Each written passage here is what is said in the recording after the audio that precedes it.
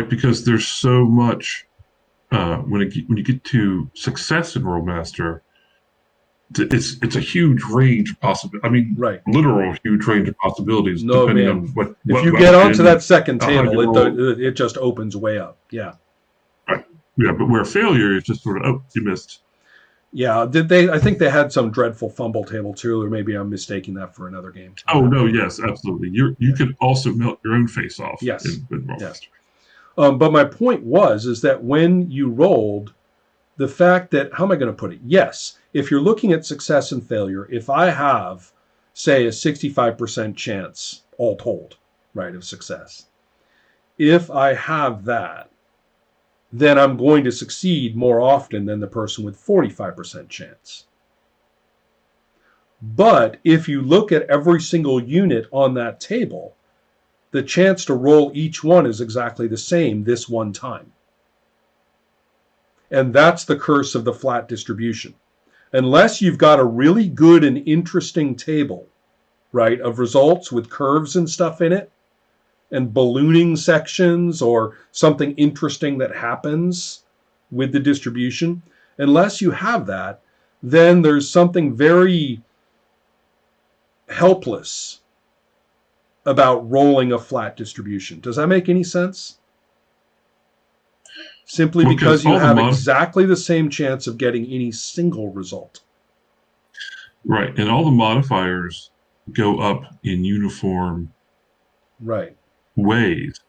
So, the plus 10 is the equivalent of plus 2 on a d20. It's Right. not really, you never get 13% chance better. You only get Right. 10 or 15, Right. like that. Where that discrete, I really like the discrete numbers, but no one ever gets a 27% chance to succeed or fail. They only Right. get a 25 or they get Right. a Right. So it's kind of a, I don't want to generalize too much. There are some really good systems out there that use the flat distribution, but it's only flat in terms of the dice. If you go to the effects table, like in Marvel, you'll discover it's not symmetrical at all. So they've kind of stealth belled it, in some way. They've either turned it into some interesting, exponential effect. I don't want to use the word logarithm, it'll scare everybody off. But, you either get some kind of exponential effect or you get some sort of interesting Bell effect or something based on the way you look at the results on your outcomes. If you don't have that, then the flat distribution for me just, well, as I say, it falls flat. It doesn't feel right in play. Even though, yes, you have a higher chance of basic success than the other guy. That's true. So I feel that RuneQuest struggles with this throughout its history. You'll notice that both RuneQuest, well, just to pick RuneQuest, it has an alternate resolution system where you use what's called the resistance table. And you match values on the resistance table. And they tend to have a more visceral feel in play. You really feel like you're up against it, and that person's value matters, and your value matters. And also the combat, which is trickier because you've got a defensive roll and an attack roll, and it actually creates a somewhat nuanced, a more orthogonal version of the resistance table. The resistance table is zero sum. One side wins, the other loses, period. In the combat system of RuneQuest, you've got your attack roll and your defense roll. So you've got the chance of blocking a successful attack, which will damage your weapon. Or if you block and their roll was a failure, you damage their weapon. So you can block well, you see, if they don't attack right. So otherwise, you're hit, they attack, you fail to parry, or you both basically, stumble around and fight badly for a minute. So so anyway, you can see that RuneQuest, that's 3 resolution systems in one game. Right? Zero sum opposition, orthogonal opposition, and then flat success fail internally on one roll. That's three different things in one game. And frankly, I think that in the history of RuneQuest, you can see the designers like stagger all over the place trying to make sense of that. Which one do we use for which situation? And then you have secondary rules that keep trying to compensate for when they make the wrong choice. So it's anyway, the latest version is much cleaner, but it really is carrying the legacy of all of that history.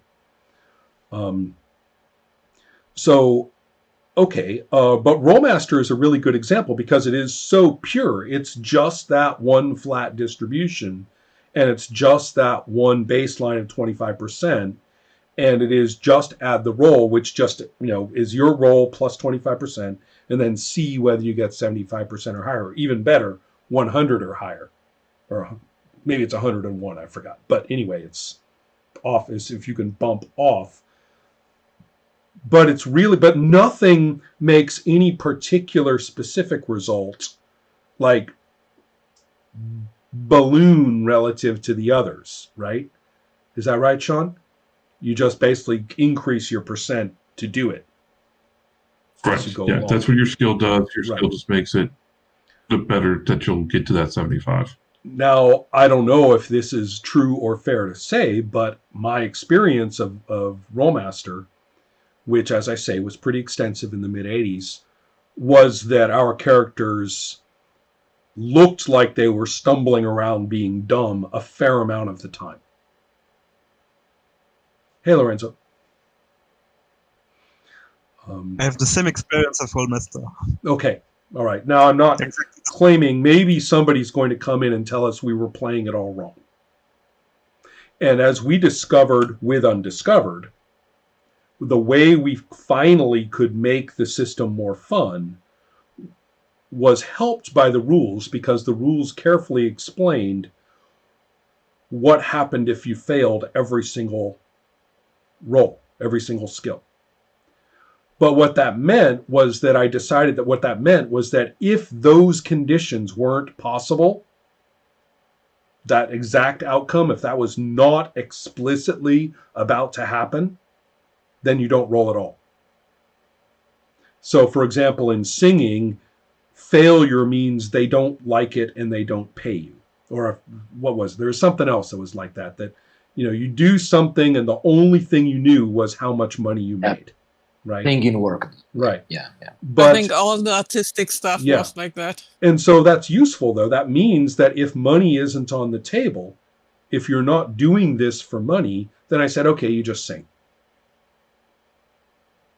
So you see what I mean? We had to carefully interpret that, which the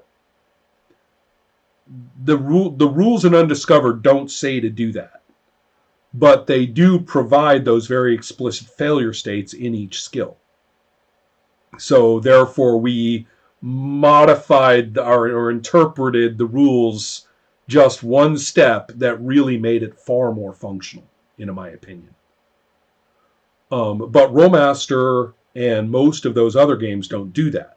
They have a much more naturalistic, actually sort of non-naturalistic, sort of a weird notion that anytime anyone ever tries to ride a bicycle, you have to roll your bicycle riding skill and succeed, or you fall off. And that's the whole world. That's not just player characters. That's the whole world is defined by this, right? It's like a huge simulation for your whole setting. So, therefore, in those circumstances, and if you have a flat distribution, the world is full of idiots. Bicycles are crashing into each other everywhere, right? People are falling off their bicycles every minute. You have to, if you have 100 people riding their bicycle down the street, ordinary conditions, nothing special, 25% of them are going to fall over now. Right? So you see what I mean about the difficulty with understanding what failure is supposed to mean, when and why you roll, and all that sort of stuff. And so if you have this flat distribution, that becomes especially painful to contemplate. Does that make any sense? And even if you have an 80% out of 100%, you got 16 out of 20. Still, picking up that die is kind of like this nasty threat of saying you're just trying to ride your bike. Yeah. And you might suck. And you're kind of like, why do I have to do that? Right? Why does it have to be that way? So anyway, I'm sure that any number of dice experts and statisticians are going to quibble about this. Everyone always quibbles about these issues.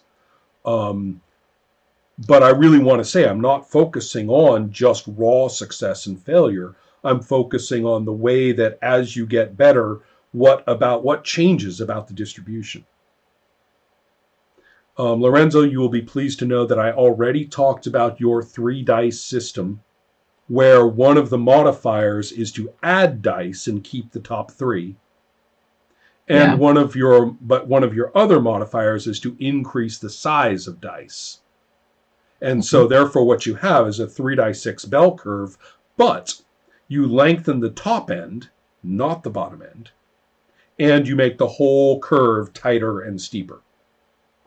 Yeah. That's what it does. So anyway, we talked about that already.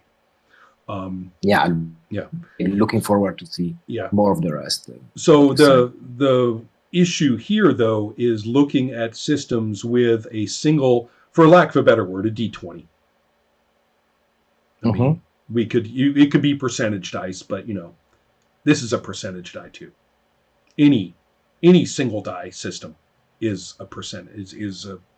We're really talking about a flat distribution. That's what we care about, not the increments. So if we've got a flat distribution, how do we set up the table of results so that either a bell curve or some weird curving effect occurs? Right? That's what the Marvel game does that. And so it is somehow very satisfying or very meaningful in play that I am at a good, but you are at incredible. And it's not just because you have a higher chance of success. That's not the only reason. There's something else going on. There's something the way the modifiers affects you that's different from the way they affect me. If I get a +1 column, it's different for me than it is for you. Yeah. So all those things are what I'm interested in. Let's look. I mean, that's one reason why I've always liked multiple dice or multiple, something with an intrinsic curve, because then I don't have to go to then the effects can be kept nice and linear. We've got the curvature in the resolution. But, in the instrumentation. Right. But on the other hand, many people are happier rolling something like a percentage or a single die 20 or a single die, and they want the linearity of the result, which may have something to do with simply being able to look at it and know the percent. Yeah. Or it may simply be the fact that, frankly, let's face it, it's simply easier. And easier is not a bad thing. Not if you're going to do this 20 times or 50 times or 100 times in a gaming system. I don't care how good you are at arithmetic, it's annoying after a while. So if for whatever reason we're dealing with just this or any single die and we roll, but then that means that the designer has to be clever and have done something in their table which is worth doing. We talked about DC Heroes a bit ago. One of my criticisms of DC Heroes, and Jerry Grayson and I are always, fighting over this. And it's a big deal for Jerry's game and design that I've been playing so much of, about how do we do this. In that game, God's End Agenda, what I'm facing with that, or what Jerry's facing as the designer, but I'm facing it as a player,